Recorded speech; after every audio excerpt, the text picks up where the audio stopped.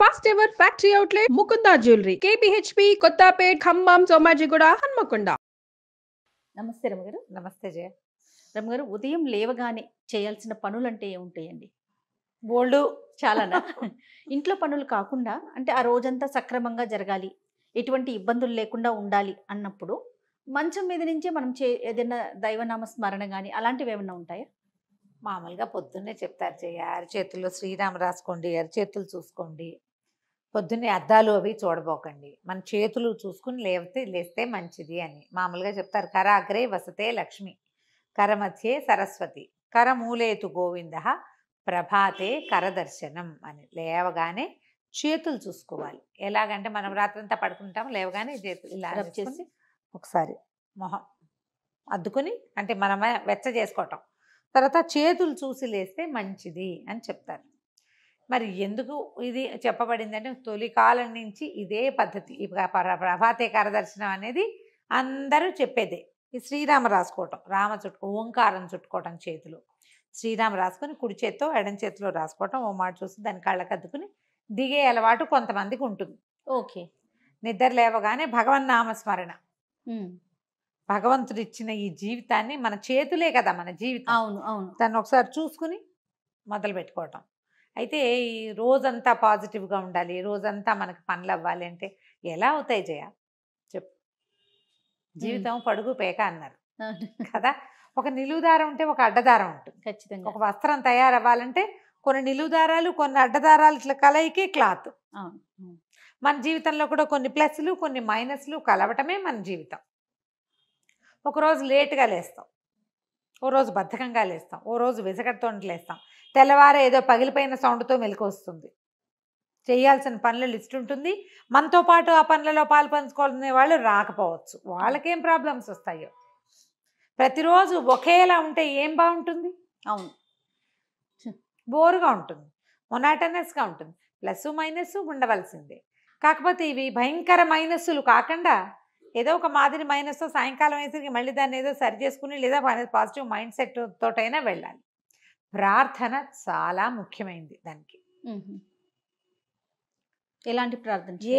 ఏ తరహాదైనా సరే మన ఇష్టదైవం ఒక్కొక్క స్వరూపం ఒక్కొక్కళ్ళని ఆకర్షిస్తుంది. భగవంతుడిని ప్రార్థించుకోవటం, పొద్దున్న ఏదో మామూలుగా అందరూ బ్రష్ చేసుకుంటాం, కాఫీలో టీలో పాలు పదస్వం ఏవో తాగుతాం, తర్వాత పనులలోకి దిగుతాం. పిల్ల జల్లని చూడాలి, ఆడవాళ్ళు అయితే పిల్లల్ని చూడాలి, భర్తలను చూడాలి, పని మనిషి వస్తుంది, వాకిట్లో కూరలు వస్తాయి, లేదా మనం బాక్సులు పెట్టాలి, లంచ్ బాక్సులు పెట్టాలి, ఈ వ్యవహారం అంతా నడుస్తూ ఉంటుంది. ఇదంతా ఎలా ఉంటుందంటే ఒక డ్రామాలాగా వెళ్తుంది అంతే. కొత్త కొత్త పాత్రలు ప్రవేశిస్తుంటాయి. రెగ్యులర్గా వచ్చే పాత్రలు కొన్ని, కొత్త పాత్రలు ఎప్పుడైనా మధ్యలో వస్తూ ఉంటాయి. ఈ మొత్తం డ్రామాలో ఏంటంటే మనం ఒక పాజిటివ్ మైండ్ సెట్ తోటి కనుక వెళ్తే పనులు బాగా అవుతాయి.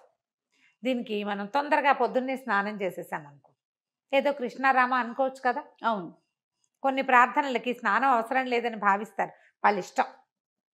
కానీ హిందూస్కి భగవత్ ప్రార్థన అంటే స్నానం ముఖ్యం. అవును, స్నానం చేయకుండా అసలు మనం పూజ గదిలోకి కూడా వెళ్ళాం. సరే, పొద్దున్నే స్నానం చేస్తే ఓ దీపారాధన చేసుకుని ఒక అగరవత్తి వెలిగించుకుని, ఒక అలవాటు లేదు, దీపారాధన లేవు, అగరవత్తులు లేవు, ఏదో కృష్ణారామ కనితే గోవింద మత్సూదన అనుకుంటాం. ఎవరికి ఏది అలవాటు ఉంటే అది. ప్రధానంగా రాముడిని తలుచుకోండి, రోజంతా బాగుంటుంది, పాజిటివ్ ఎనర్జీ ఉంటుంది అంటారు. రాముడే కాదు, కృష్ణుడిని తలుచుకునే వాళ్ళు ఉంటారు. భగవద్గీతలో ఒక శ్లోకం తీసుకోవచ్చు.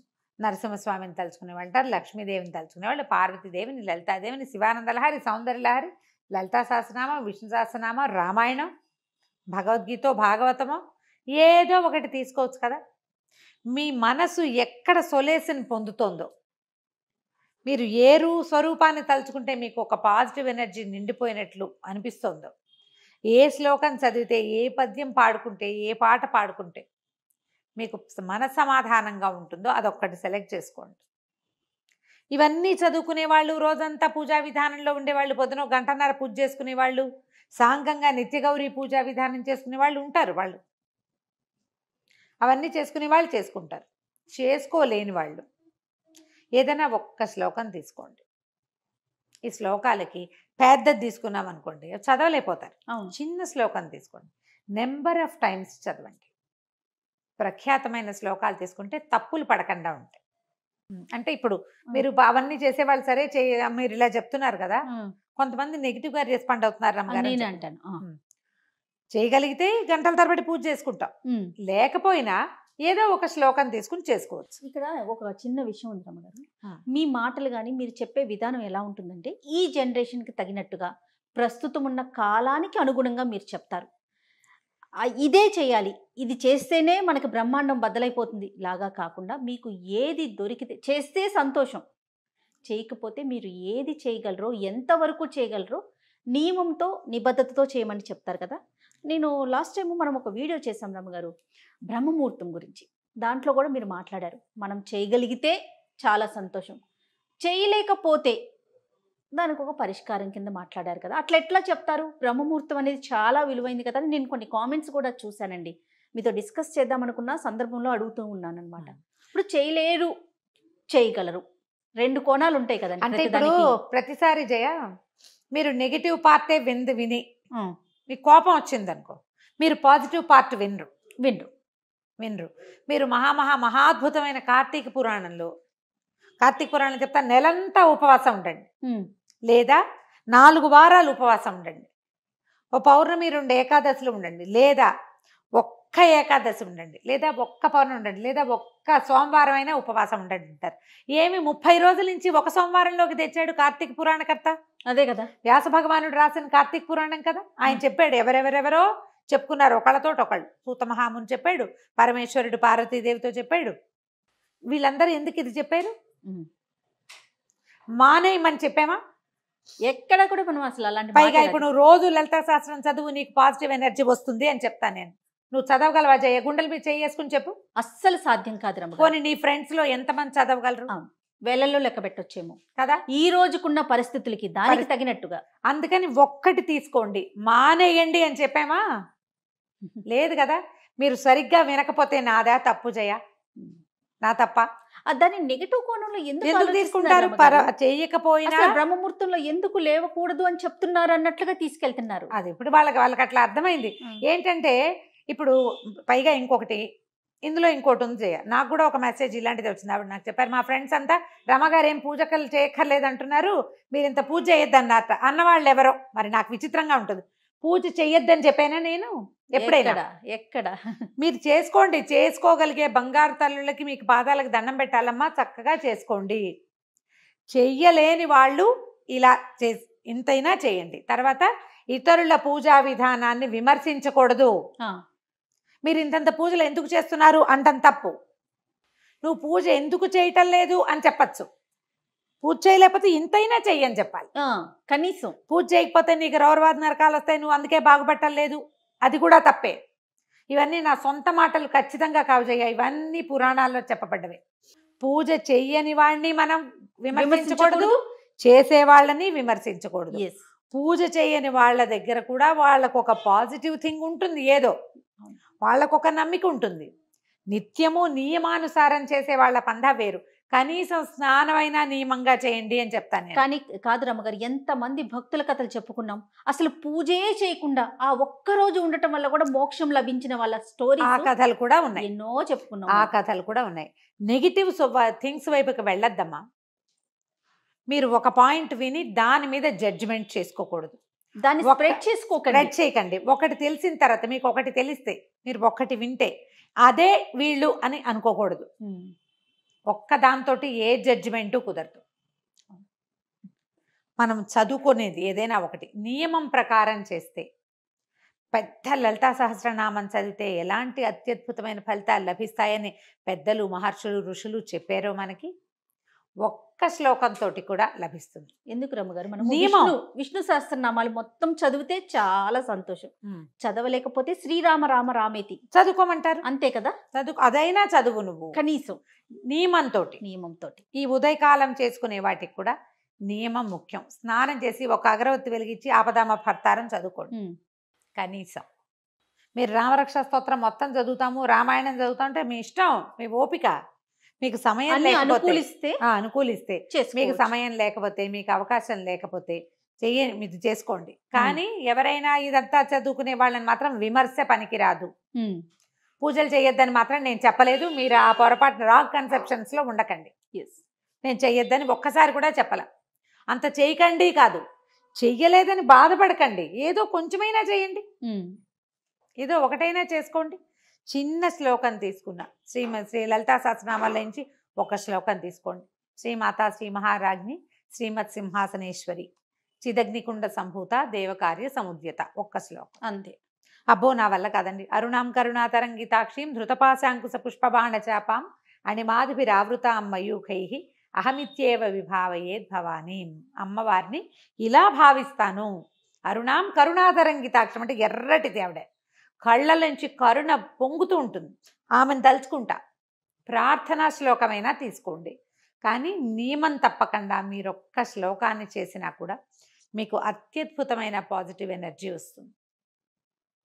శ్లోకాలు చదువుకోండి, డజన్ల కొద్ది వీడియోలు చేసాం. అవును. ఒక్క శ్లోకం, సంస్కృత శ్లోకం ఏంటంటే వాటిలో ఆ శబ్దాల్లో ఉన్న పాజిటివ్ ఎనర్జీ అది మీతో పాటు అక్షర దోషం మాత్రం ఉండకూడదు కదా. తప్పులు లేకుండా చేసుకుంటే ఏంటంటే ఎనర్జీ ఫుల్ఫిల్డ్గా దొరుకుతుంది మనకి. మీ భావం కరెక్టే, అమ్మవారిని పూజించాలన్న భావం వరకు ఓకే.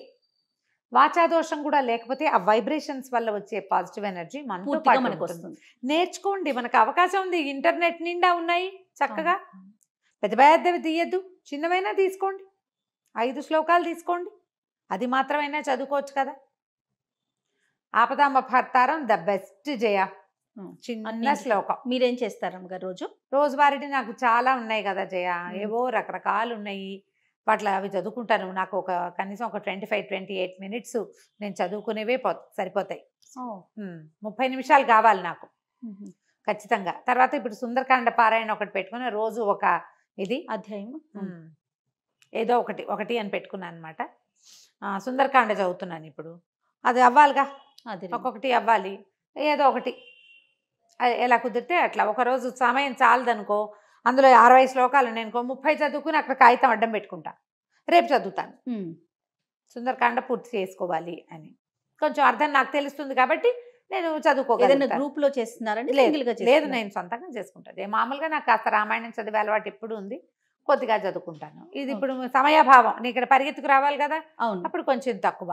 ఓకే. ఓ 10 శ్లోకాలైన పుస్తకం తీసి చదవకుండా మాత్రం ఉండను. ఓకే, అలా పెట్టుకుంటా. నాకు మామూలు రోజువారీ శ్లోకాలు ఉన్నాయి.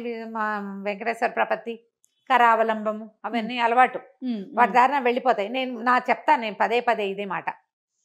స్నానం చేసి బొట్టు పెట్టుకుంటాను, కుంకుమ పెట్టుకున్నాక నేను దీపం పెట్టే లోపలే నా సగానికి పైగా స్తోత్రాలు అయిపోతాయి. చదివేసుకుంటారు. నేను అవి ఇవి సవరించుకుని, దీపానికి దివ్యలు తీసి చూసుకుని, పువ్వులు సరిచేసి సవరించుకుని, పళ్ళు ఏమైనా కడిగి పెట్టుకుని దేవుడి దగ్గర కూర్చునే లోపల, లేదా ఆయన అక్కడ ఉండి నేను యువతలు పని చేసుకుంటుంటే స్తోత్రాలన్నీ అయిపోతాయి. ఇక్కడే చదువుకుంటూ పనిచేస్తాను. ఇక ఈ మధ్యలో వ్యవహారాలు, ఫోన్ కాల్స్ అవి వస్తాయి, ఏదైనా అత్యవసరమైనవి, అవేదో చూస్తా. కానీ వెళ్ళి అక్కడ కూర్చున్నాక రామాయణం చదువుకుంటాను.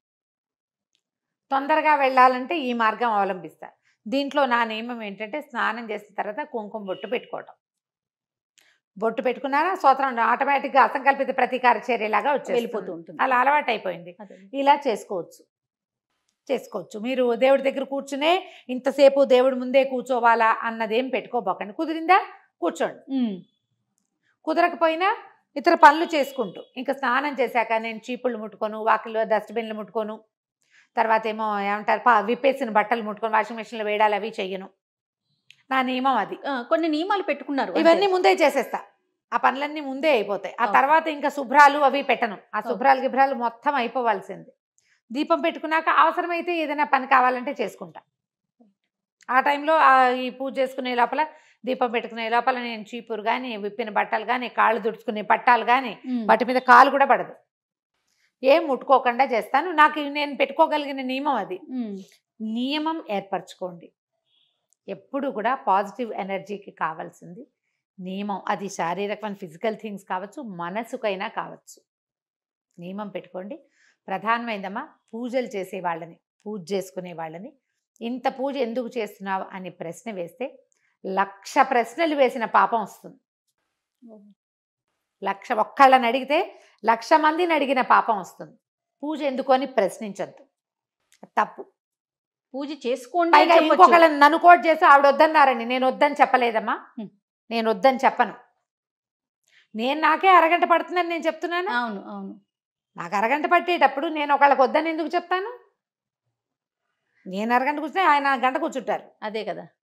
ఆయన గంట ఉంటుంది, మరి నేను ఎందుకంటాను అట్లా? అదే ఒక పాయింట్ దగ్గర ఆగిపోకుండా కొంచెం ఆగిపోకుండా. మొత్తం వినగలిగితే బాగుంటుంది. మొత్తం విని మీరు ఒక కన్క్లూషన్కి వచ్చేయకండి. అసలు నేనేం చెప్పానో వినండి మొదట. విషయం ఏంటి, దేని గురించి చర్చించుకున్నామో తెలిస్తే అది బాగుంటుంది. ఆపదామభర్తారం తీసుకోండి. పెద్ద మంత్రాలు శ్లోకాలు రాని వాళ్ళు స్నానం చేసి దేవతార్చన ఒక దీపారాధన పెట్టుకునో లేదా ఒక అగరబత్తి వెలిగించుకుని 2 పువ్వులు దేవుడి దగ్గర పెట్టి ఆపదామభర్తారం శ్లోకాన్ని మీరు 11 సార్లు కూడా చదువుకోవచ్చు. ఓకే. మీకు ఇంకా ఏదైనా కుదిరితే అది. మనకేంటంటే సాధారణంగా చెప్తారు చేయ, కాస్త డబ్బులు ఇబ్బందులు ఉన్నాయి, ఉద్యోగంలో సెటిల్ అవ్వలేదు, అలాంటప్పుడు కనకధారాస్తవం చదువుకోమంటారు పెద్దవాళ్ళు. కనకధారాస్తవం చదువుకోవచ్చు.